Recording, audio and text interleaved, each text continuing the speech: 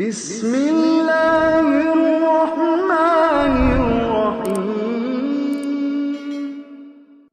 ایش است میگه دخلت انا و فاطمه على النبي صلی الله علیه و سلم و وجدناه بکاء شدید.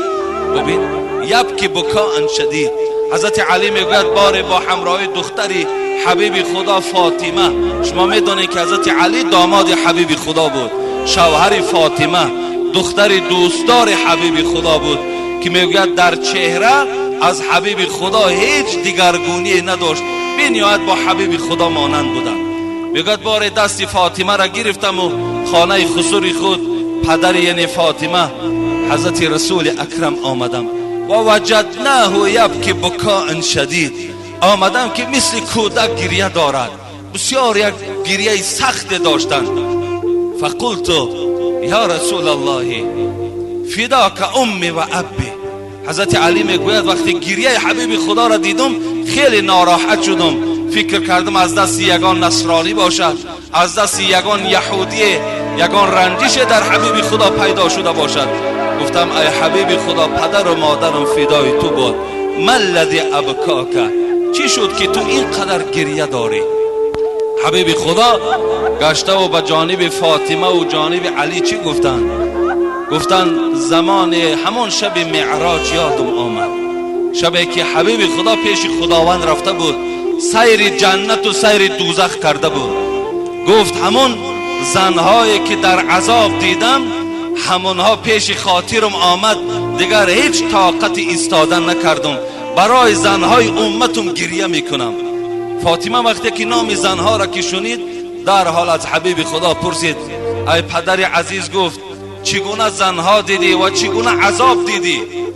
خواهرای عزیز انشاءالله من باوری دارم این صدای من شاید به گوش اونها رود، این سخن حبیب خداست. رسول اکرم گفت دیدم یک گروه زنها را دیدم که از مویهای سر آویزان بودند، از مویهای سر آویزان بودند. دویم گروه را دیدم که از زبانها آویزان بود، در حلق اونها چرک و زقوم همون دوزخ ریخته میشد.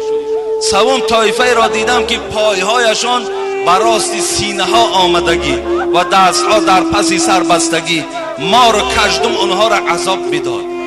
چهارم طایفه که دیدم فقط از سینه ها کشال بودند. پنجم طایفه دیدم سرها سری خوب بود، بدنها بدن خر بود. لیکن هفتم طایفه که دیدم همگی زنها مثل سگ بودند.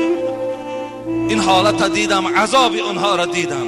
از جبرائیل پرسیدم ای جبرائیل این طایفه چی طایفه باشد و چی عذاب، از بحری چی اینها را خدا اینقدر عذاب بدهد؟ حبیب خدا را جبرائیل چی گفتن؟ اینها میبینی که از مویهای سر کشالند، اینها دخترهای هستند که در دنیا نام مسلمانی داشتن رای که روی مال نداشتن، اینها سرهای لوچ بودن. از مویهای زیبای اینها تا جایی که شوهرها راحت کنن مردهای بیگانه راحت میکردن. از این پریچاسکه هایی که اینها برای پیدا کردن و برای آماده کردن زنا چقدر زیبا پریچاسکه ها میکردن، اینها همون طایفه های هستن که در دنیا موی سری خدا مردهای بیگانه را نشان دادن. اینها را خدا به همین خاطر از مویهایشان آویزان کردن. گفت دویم طایفه که از زبان کشال بودن. فاطمه میپرسد اونها چگونه بودن؟ حبیب خدا گفت اون زنهایی که از زبان کشال بودن و در حلق اونها زقوم و زرداب دوزخ ریخته میشد، زنهای بودن که با این زبان در دنیا شوهرها را آزار میدادند، با شوهرها جنگ و جنجال میکردند، شوهرها را لازم میشد دهنی اونها گفتن نام میبردن. امروز جوانای ما اونقدر با ایمان شدن که از من سوال میدهد اگر زن گوید که در دهنت فلان کنم طلاق میشود یا نمیشود؟ من میگم همین معامله را کی کرد؟ میگد عائله من بر من کرد. تو چی؟ من توقت میکنم و صبر میکنم و زندگی با این زن میکنم و این زن را تربیه میکنم. ببین این از زبان جوانهایی که امروز الحمدلله گویم که ایمان کامل دارن، از زبان همون جوانها صادر میشود.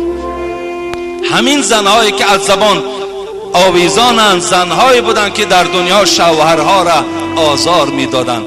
شاید این صحبت من با یگان طایفه زنها نفارد، لیکن همون زنها ایستاده همین سخن پیغمبر خدا را کمی مقایسه کنند که آیا کدام مرد میخواهد که زنی او را آزار دهد؟ کدام مرد میخواهد؟ همه وقت مرد میخواهد که زن او را نوازش کند، سخن خوب گوید، برای طعام خوب پزد، برای او لباسهای او را تازه کند، برای این شوهر دادر و پدر و مادر را احترام کند. همه شوهر اینا میخواهد. دویم طایفه ای که آویزان بودن از زبانها زنهای بودن که چی بوده است؟ شوهرها را با این زبان آزار میدادند.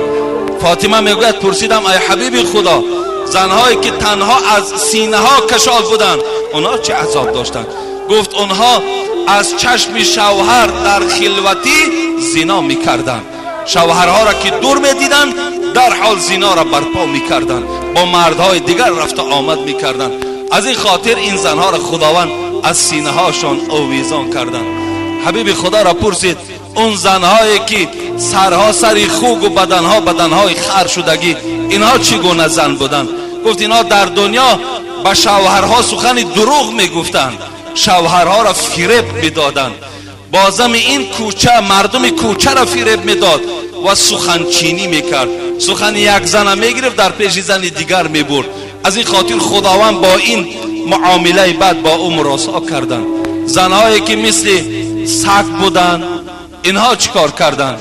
اینها در دنیا بخیل بودند، اینها در دنیا حسد داشتند، وقتی بهبودی در خانه شوهر را میدید در همو بخیلی میکرده است، در همو حسد میورزید است که شوهر من از دادرم دیده و از برادرم دیده بایتر است و خوشرویتر است و زیباتر است. از این خاطر خداوند این زنها را با این حیوان چیکار کرد؟ مبدل گردانید. از این خاطر من این صحبت بحر چی کرده ایستادم؟ به خاطر که خواهرهای ما بیدار شوند که حق بسم الله الرحمن